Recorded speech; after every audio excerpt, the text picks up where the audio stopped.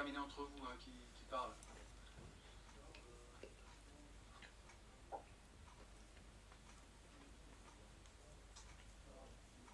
Ah, alors, c'est pas un centre pour adolescents, hein, c'est un centre de soins dans lequel il va être traité quelques jours. On ne connaît pas la durée, hein, c'est les médecins qui vont décider à partir de quand la garde à vue pourra reprendre et pour que l'audition puisse se poursuivre.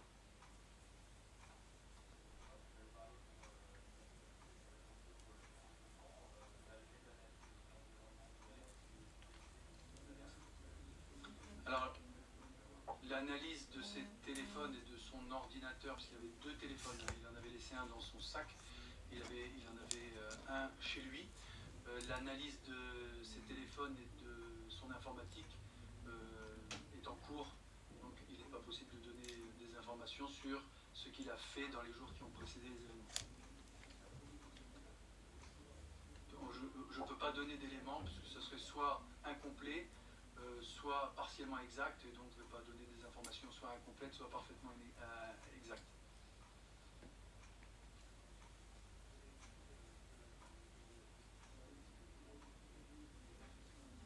Alors le couteau qu'il a utilisé donc avec cette lame d'à peu près 20 cm est un couteau de chasse qu'il avait acquis sur internet quelque temps auparavant et dont il se servait lorsqu'il se promenait dans la nature seul.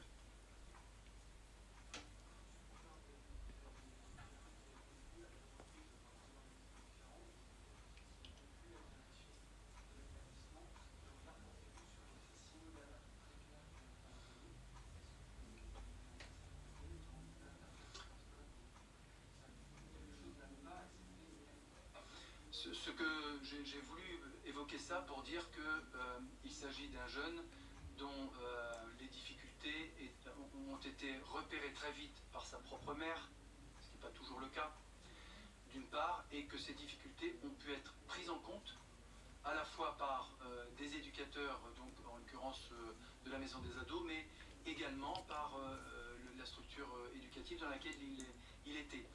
Après, s'il suffisait de voir un psychiatre ou un psychologue une fois pour être certain qu'il n'y ait plus d'événements aussi graves, ça serait malheureusement très bien, mais ces difficultés ont été repérées, prises en charge, mais malheureusement ça n'a pas suffi, mais c'est déjà un point quand même qu'il faut relever, c'est que ces difficultés avaient commencé d'être prises en charge.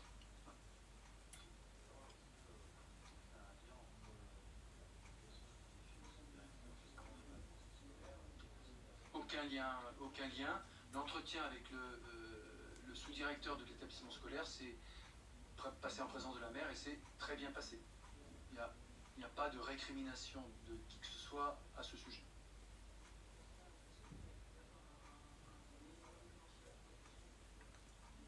En l'état, il n'y a pas la possibilité de trouver, c'est ce qu'on pourrait appeler un mobile ou même un élément déclencheur. En l'état, il n'y a pas d'élément déclencheur qui permettent de comprendre. Il y en a forcément un, mais on ne le connaît pas à l'heure où on parle.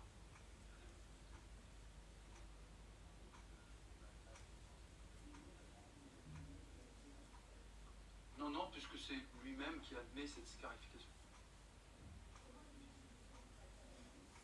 Alors c'est tout ce dont on parle depuis plusieurs minutes, c'est-à-dire le mobile et les explications, donc je crois avoir répondu. Malheureusement, c'est compliqué de comprendre pourquoi ça s'est passé à ce moment-là, et pourquoi ça s'est passé ainsi avec tant de violence. À l'heure où on parle, personne n'est en capacité de donner quelque explication que ce soit.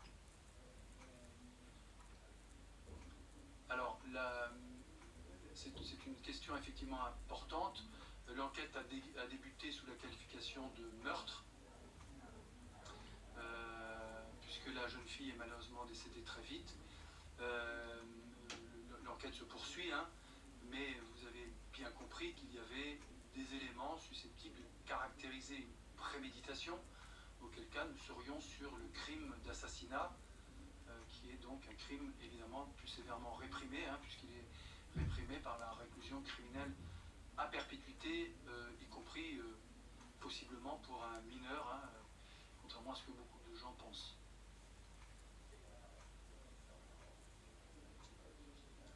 Alors, c'est compliqué de répondre à cette question puisque le psychiatre qui l'a examiné en garde à vue a estimé qu'il n'était pas en état de s'exprimer tout à fait normalement, et donc c'est pour ça que la garde à vue a été interrompue. Donc je ne peux pas répondre à cette question, mais effectivement, ce constat du psychiatre en garde à vue nous éclaire un peu. Alors, en rien on peut être certain de quoi que ce soit, quelle que soit la matière d'ailleurs. Le concept de déception amoureuse n'est pas le concept qu'il avance lui-même.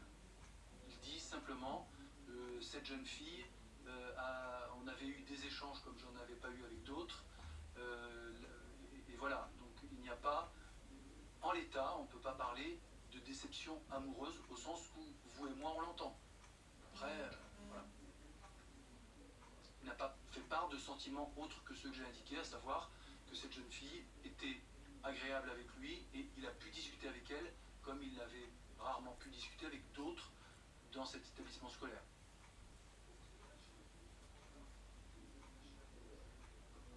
C'est ce que j'ai indiqué tout à l'heure. Il explique que, en réalité, ce n'est pas par hasard qu'il s'en est pris à elle, contrairement à la deuxième scène où là, les 3 victimes l'ont été par hasard.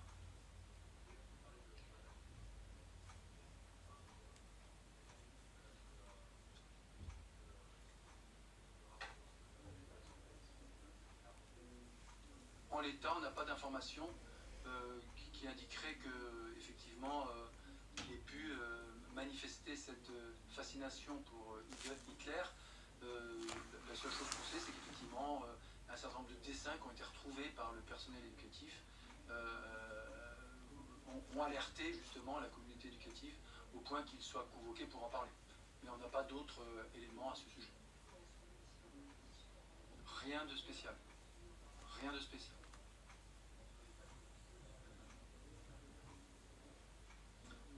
Vous savez, toutes les personnes qui étaient présentes, même elles ont du mal à savoir comment elles se sentent. Hein. Donc il est évident que ce monsieur, dont il faut d'ailleurs saluer le courage, hein, sincèrement, ce monsieur, évidemment, passera par des hauts et des bas. Il a pu être entendu par des services de police, où il a expliqué comment les choses se sont passées.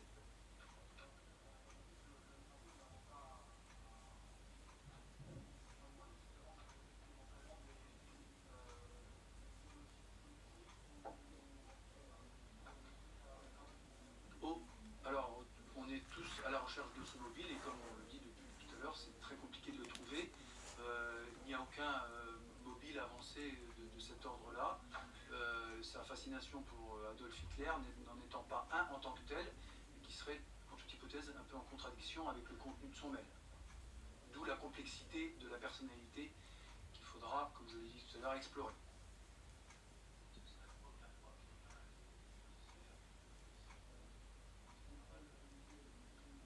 Alors, entrer dans un lycée avec un couteau est une infraction pénale.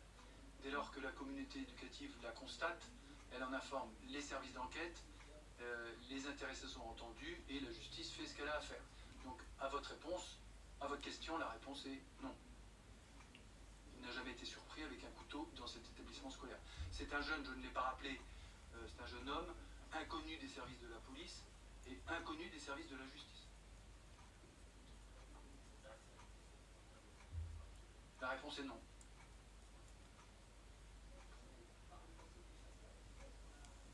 Alors, là, il y a des investigations en cours pour le savoir, c'est compliqué de le savoir aussi vite. Donc je ne peux pas répondre à votre question. Là, effectivement, il y aura des investigations pour le savoir. Bien.